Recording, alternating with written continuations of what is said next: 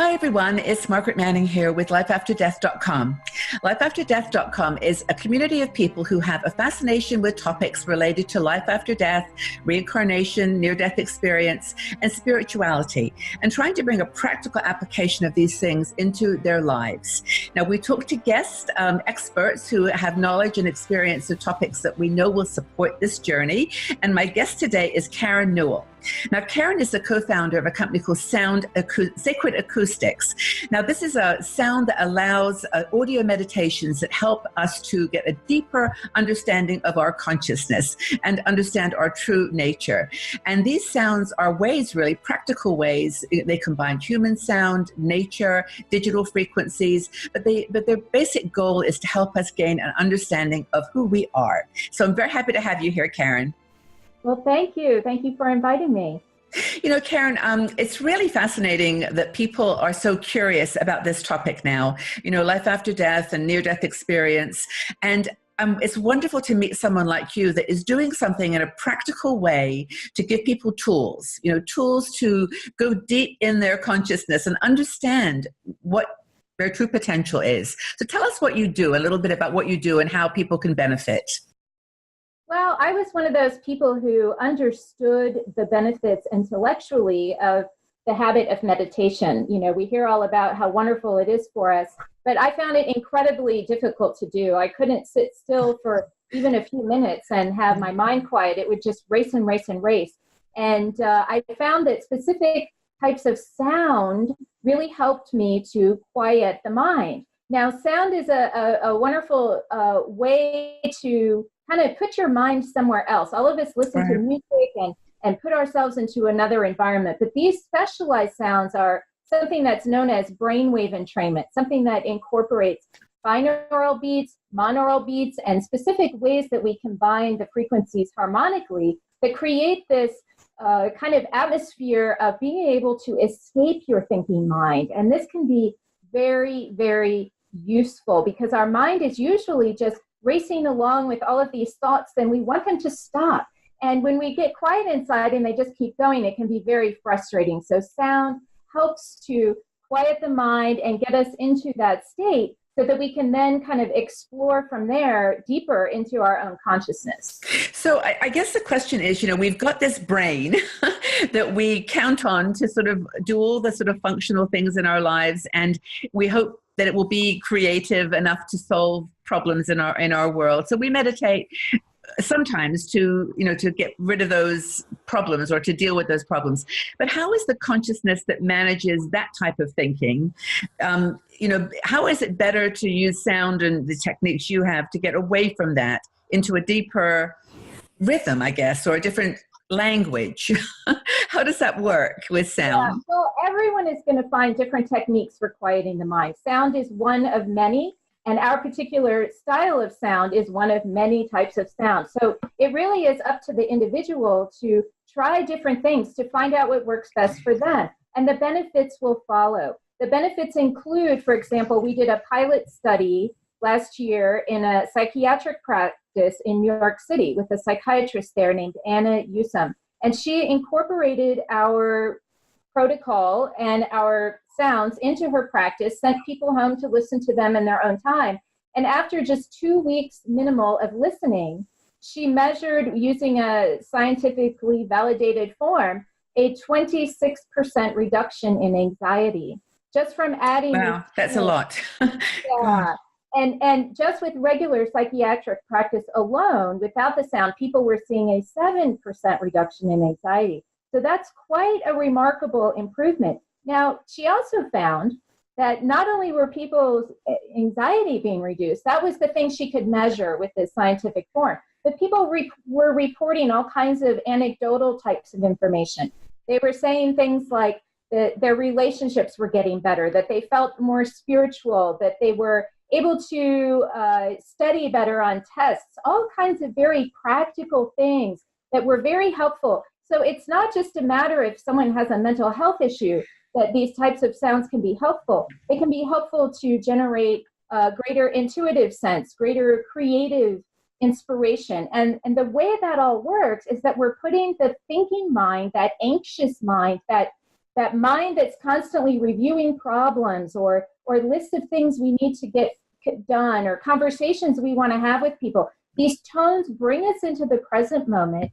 Yeah. And we also recommend that people really start to pay attention to that inner observer behind all of the thoughts. And when you start to do that, that's when you start to get aligned more with who you truly are. Now, something I want to bring in here is that another tool that I've used along with sound is attention to the heart. And this kind of snuck up on me by accident, but I was very interested in learning how to meditate and was trying all kinds of different ways to do it. And one of them I tried was heart rhythm meditation. And in the context of doing this, I learned all about HeartMath. HeartMath is an institute in California who studies the heart. They've found that there's an electromagnetic field that emits from the heart in the shape of a torus field. So it comes out the heart, out the top of the head, around the body like this, and it expands and contracts. They've measured through their devices based on your emotional state. And so what this tells me is that we can each learn how to manage our heart's electromagnetic field. One fascinating thing is that whatever is in my electromagnetic field of the heart is affecting the people around me. And so a lot of people think, well, how can I protect myself from all those other heart fields that maybe aren't holding positive energy? And I would say, no, you cannot manage anyone's heart field except your own. And so the better approach is to say, how can I put only things that will benefit me and others in positive ways? How can I do that with my heart so that it affects other people only in ways that are positive? And so this is something I took very much to heart, literally. And as I started paying more attention to my heart, I found that it moved me out of my head. And that was another way I could escape those thoughts. But as I paid attention to the heart, I then started triggering these emotional reactions. And what happened was these emotions, I didn't really have to know what they were from. I tried, but it wasn't really necessary to analyze them. Right. Once I released them all, it was replaced. It was replaced with something that I can only describe as something that near-death experiencers describe, that sense of unconditional love that so many people talk about. Now, you know, I am co-author with Dr. Eben Alexander of Living in a Mindful Universe. Yes. And in that story, we tell how we met. And when I met him and he talked about this amazing love, I said, well, how are you doing with loving yourself? How do you love yourself? And he thought, and he's like, well, no, I don't actually. And he had his reasons for not loving himself, like we all do. Sure. And I thought, well, wait a minute, you touched that love. You know you can bring it back here. And he said, no, that love is for the other side. You can't experience that unless you're over there. And I said, no, that's not true because I've touched it. And I've touched it by paying attention to the heart, by developing that internal neutral observer. That allows you to view all of your so-called problems in a completely different light and from a bigger, more neutral perspective. You're able to see them in different ways. I often recommend, people do that life review on their near-death experiences. Yes, I was going to ask you about that. Yes, they learn from everyone else's perspective how their behavior made other people feel. And so I enacted something called a daily review or a weekly review, especially if I've had a recent conflict going on in my life, where I go within, I find that neutral perspective. Sometimes I'm using the sound to get there, other times I'm not. I find that neutral perspective and I imagine myself in the other person's shoes, how they might have reacted by my certain words and behavior. And oh my goodness, that gives me a completely different perspective. And it tells me how I can change my behavior, not how other people can change theirs. And so there's so many benefits from learning from the things that near-death experiencers teach us and apply them in our daily lives to make our life better here and now.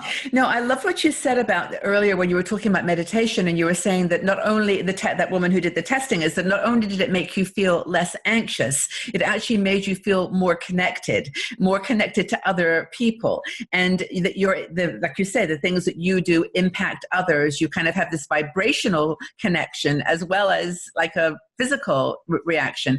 But talk about, near-death experience. I mean, from what I've read about it and from what Dr. Alexander has explained, is there is this enhancement of consciousness. Like it's like supercharged. You're not even seeing things through your own eyes. You're seeing them through the eyes of the whole world, the whole universe. How that, people listen to that and say, oh, that's great, but how do I do that like now? How do I bring that to my life? So tell us a bit about how people can learn from near-death experience in their day-to-day life. Well, what the main thing is, you need to get in touch with that inner consciousness, that inner part of you that is beyond the thinking mind.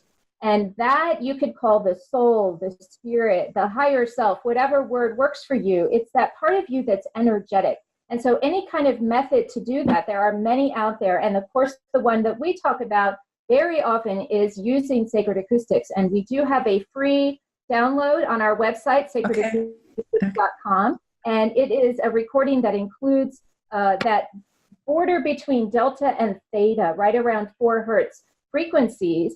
These help people get into the hypnagogic state. That's the state where the body is profoundly relaxed, but the mind is still alert and aware. And this is kind of the foundation for all other exploration. And so this free 20-minute file on our website will help you get started right away. And we absolutely recommend that you use headphones. They are somewhat effective over speakers, good quality speakers with a left-right difference, but headphones will give you the best experience. Yeah. And just by listening to that once a day, there are some free training videos on that website, sacredacoustics.com, where I explain in very many short videos how to do different things that you might expect, common concerns. We have some other products coming out soon that will help guide people very deliberately through how to quiet the mind, how to get in touch with the heart, and how to develop that spirit inside. You know, this reminds me, as you're talking, I went to Bali a couple of years ago, and there's a place there called the Yoga Barn where you can learn yoga. And they also have teachers who come in and talk about meditate or help you, guide you through meditation. But there was a gentleman who did Tibetan bowl sound meditation. And it was the most powerful experience I've ever had. We all lay down in a kind of a circle with our heads to the center of the circle. And he had this amazing assortment of different bowls, different instruments. And I'm telling you, you could hear the sobbing at the end. I mean, it was so emotional in a way that people were so moved that there was tears. I mean, people were brought to tears. Is that a common experience in your world? Yes, absolutely. So you mentioned Tibetan bowls. Very interestingly, Tibetan bowls, crystal bowls, tuning forks, gongs, those kinds of sounds were very appealing to me. And as I became involved with creating my own binaural beat music, we discovered that Tibetan bowls have built-in binaural beats. So anything that makes that wah, wah, wah kind of sound has a natural binaural beat in it that entrains the brain to those lower states of awareness. So we do it with digital frequencies, but ancient people and shamans and others have known about this for millennia. This is nothing new. And the idea that we get emotional, the vibrations seem to activate whatever emotions are already in our system. So yes, even the Tibetan bowls and our sounds will do this. Very often this will occur, and it frightens some people because it's heavy. It's very emotional. It's very powerful. Yeah, so they think that the sound is causing the emotional reactions. And what I've learned through personal experience is that it's simply activating something that's already inside of you that is really wanting your attention. And so many of us have not learned how to properly process our emotions. In fact, what we learn is how to suppress them, because it's not polite to cry in public and behave emotionally in front of others. So we suppress our emotions. This is proper societal behavior. So it's no surprise when we start activating our energy fields that many of us feel emotional. And so the idea there is to let yourself feel whatever comes up. Don't try to stop it. The other thing that you were experiencing was that group energy. Yes. When you get together with a group and do this, I like to think of it, I like the model of the electric magnetic field of the heart. I like to think that our heart fields are all connecting with each other in these powerful ways and providing support in the same fashion.